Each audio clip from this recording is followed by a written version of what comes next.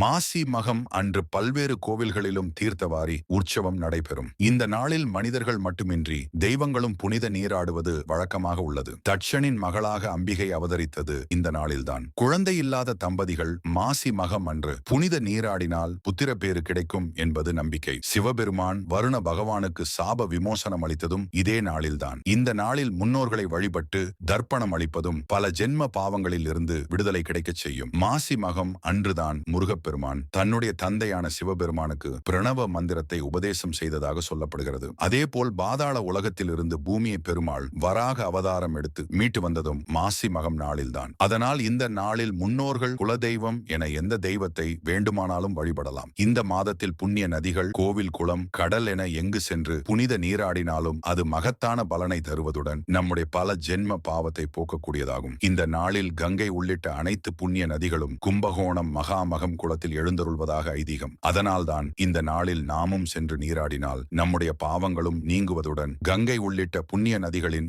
ஆசியும் கிடைக்கும். இந்த ஆண்டு மார்ச் 12ஆம் தேதி புதன்கிழமை மாசி மகம் அமைகிறது. முடிந்தவர்கள் அருகில் உள்ள நீர்நிலைகளுக்கு சென்று புனித நீராடலாம்.